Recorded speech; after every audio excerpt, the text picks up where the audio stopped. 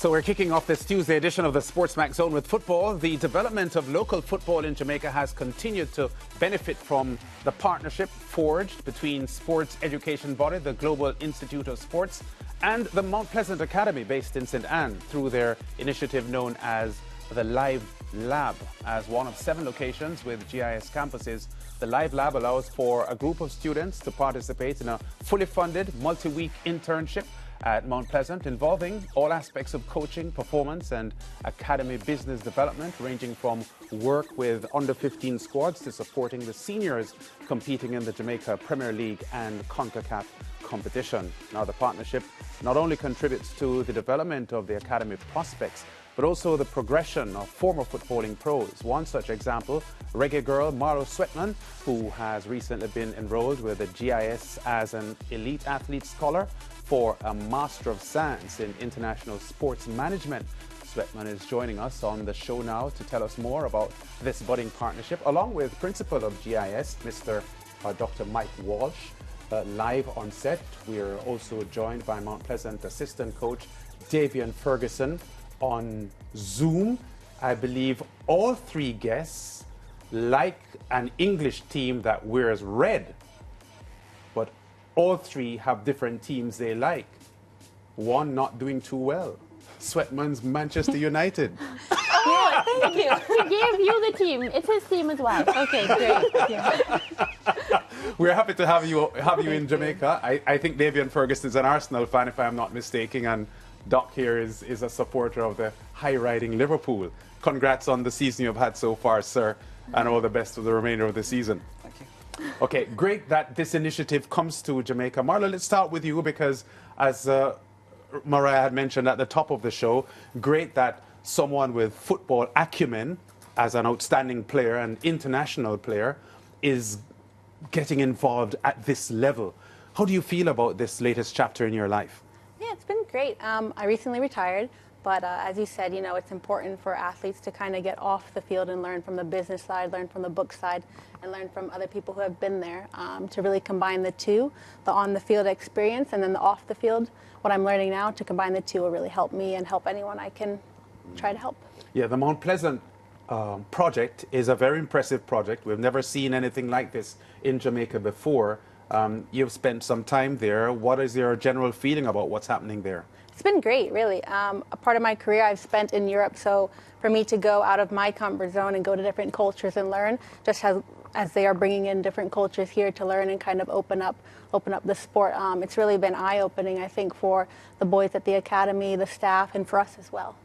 Yeah, Doc, you are not only a Liverpool-based person, as we said, you're a Liverpool football fan as well.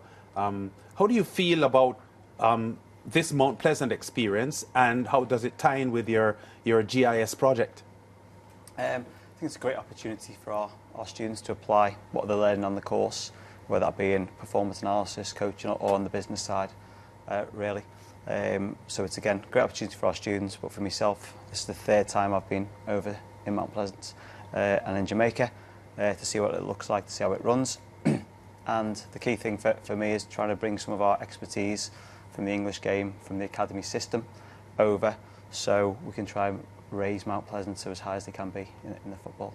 Yeah, Davion, let's get you in quickly here because your Mount Pleasant Football Academy in the news in the last 24 hours because one of your 15-year-olds just signed a pretty important contract with Toronto FC2 of the MLS Next Pro League. So it's obvious that the Mount Pleasant project is reaping the benefits of a lot of investment. And how satisfied are you with this GIS connection? Most definitely, Lance. I think overall we are really elated at Mount Pleasant.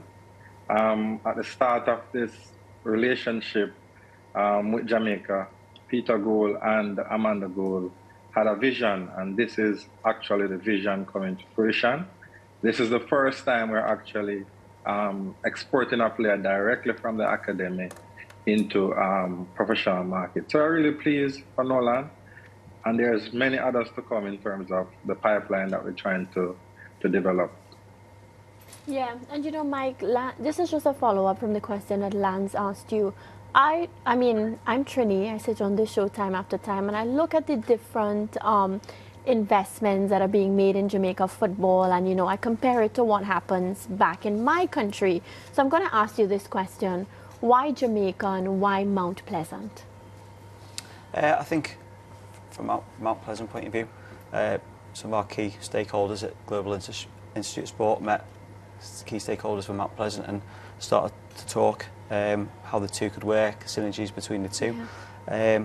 I think for myself, what was exciting is how many actually Jamaican footballers play in England. Correct. I think there's 5 in the Premier League, 11 in the Championship, and I think over 50 at all pyramids.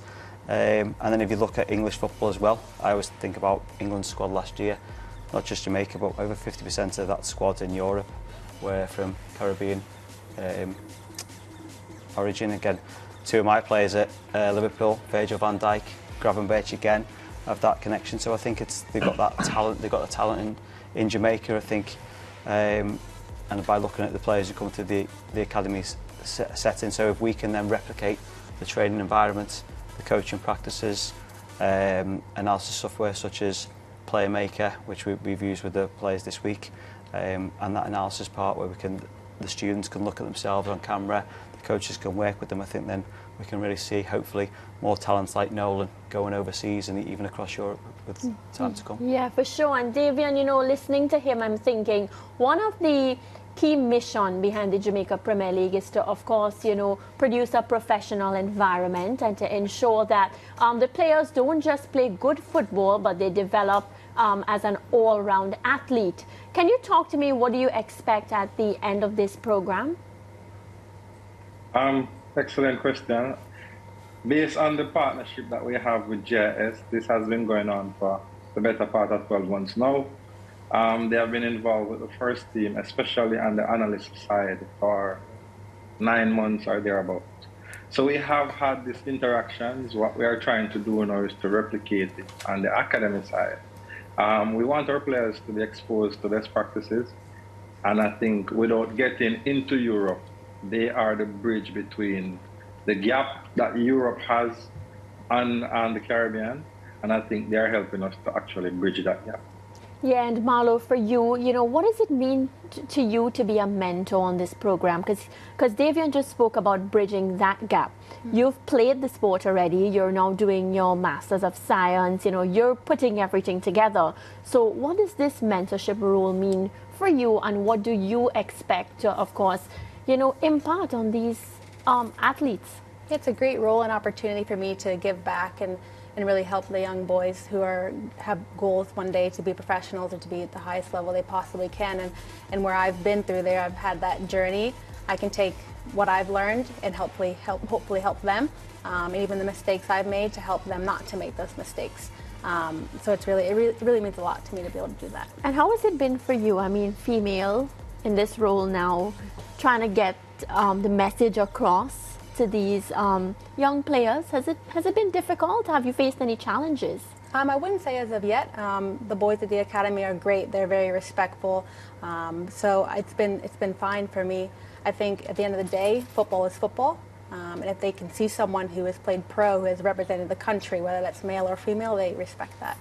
Yeah, and Marlo, we know that you represented the Reggae girls, Jamaica, at the 2019 World Cup. And as you said, you have experience playing in Europe as well, played in the Netherlands and other places in Europe. And you must have a part of your heart that wants to see young girls develop their skills and to get football among the women at a higher level in the Caribbean than it is in many other parts of the world.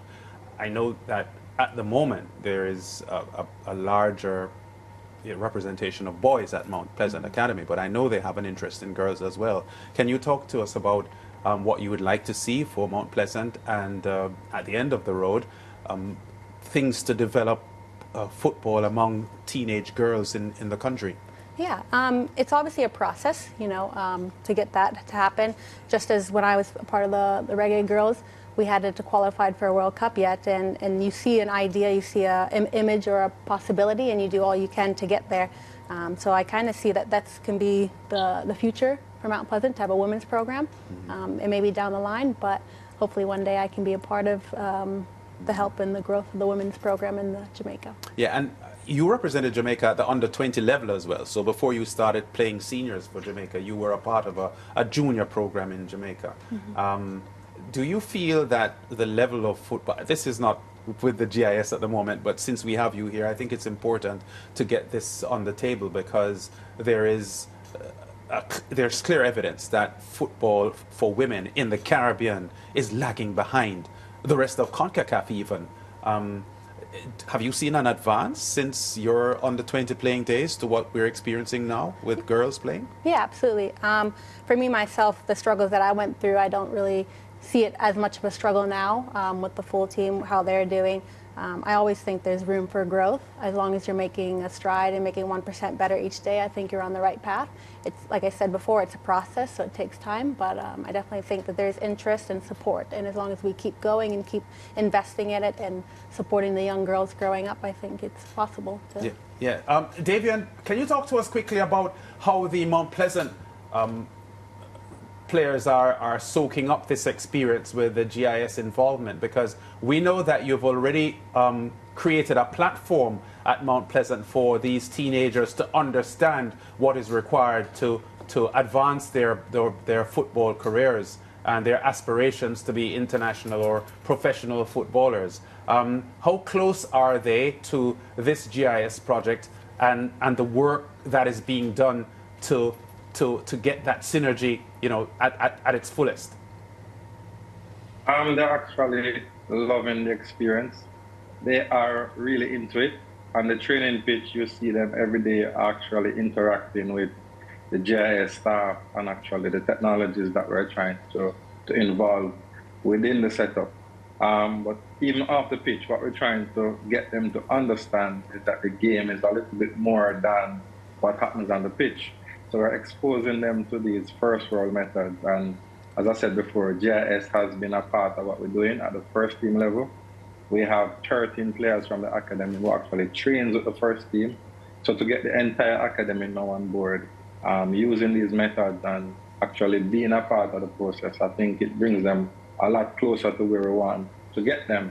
And I think overall on the weekend we had an experience in Alpha where the U17s were actually utilizing Playmaker, and they really enjoyed it. The feedback was good. In St. Elizabeth we had live game coding, and that again is something that they really enjoy. So overall I think the partnership is a wonderful one, and the players are actually loving it. Yeah, Dr. Walsh, Davion just referenced their first world methods. Can you outline briefly what some of these things involve? Because it is known that in the Caribbean, the region's infrastructure for football is significantly behind global standards. I think some of the... For sure. Oh, sorry. All right, go ahead, Davion. We'll get Dr. Walsh after. Yeah. Yeah, for sure.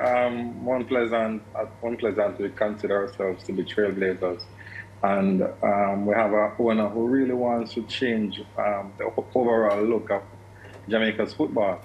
So I think based on what we have been doing with GIS, I can tell you that the analysis goes far and wide, because you have pre-game opposition scouting, you have in-game coding where we can get information while the game is playing, both on the opponent and on ourselves, and post-game analysis. Also in our recruitment drive, apart from just using the eye tests, I think GIS supports us in terms of providing that data and that feedback, which is important. And an important part of what we try to do is our coach education program. So I think overall we're well supported, and as I said, the methods that we're trying to utilize on a daily basis are first world methods, and somebody has to now tread that road before here locally. Mount Pleasant has been doing that. Hopefully the national team and other clubs and academies here can catch on, and it will make Jamaica football better overall. Doc, anything to add to the first world projects that Mount Pleasant is embracing here? Yeah, just two things for me is really we can bring the data to it, whether that be scouting or whether that be performance on the pitch. Again, our eyes tell us one thing, but sometimes we like to have that data to back that up. So things like Player Maker, where it can record how fast players are going, distance covered, but also it covers technical side of it, of passing options, dribbling. So again, that's really good in advancing the players, like look at wearing that, and they can also then look at their data and kind of like sometimes for them it's who's got the best stats, but also it can be performing a thing where they can see, well, actually I need to do better. And then the second side of it is the live coding in games, where we can get instant videos, instant access. So if there's something in the game where opposition are getting the better of something in Mount Pleasant, it can be the first team can have a look at it live on the video, and then they can make them amendments there and then, or at half time show the players, look, we need to change this in the second half. So it's that being that live, being ahead of the game the other teams that haven't got. Yeah, can I ask you this? Because Davion just referenced the eye test. And in sport, as spectators and journalists and broadcasters, the eye test means a lot to us. We see a game going on and a player either looks good or bad or in between. Based on the data that you have and the live data that you have, do you have many instances where a player may look good with the eye test, but maybe when you check the stats, the player isn't as impressive or isn't as productive as we may think watching? I think you've got to be careful sometimes by just looking at the data side of things. I think what the data side does do support the things if you're unsure on a player. So a player you're not sure, then we look at the data and go, actually, that's his output. I'll just compare Mo Salah. Some people, if you looked at his data at times, might say, oh, is he doing this? Is he running this far? But actually, his goals and assists show. So I think sometimes the eye is the thing, because that's what we are. But I think data now is a big part of it, and it can actually support what we're thinking. Again, whether that's a selection or deselection process. At least if you've got the data, and the eye might say one thing and the data's not. Again, at least you can go, well, do I go with my gut instinct or my experience, or am I going to go with the data really, or are others, the people with the money in the club, going to go, actually we want to see the data? So again, it can be two ways. It can be for or against it, really. Yeah, I understand. All right, Marlo and Doc, thanks for dropping by. Marlo, great to have you in the studio and in Jamaica. I hope you flourish in this phase of your post-football career as a player, because I realize you still have a lot more to offer. Thank you. Thanks for joining us. And Davion Ferguson, all the best for you and your Mount Pleasant project, sir.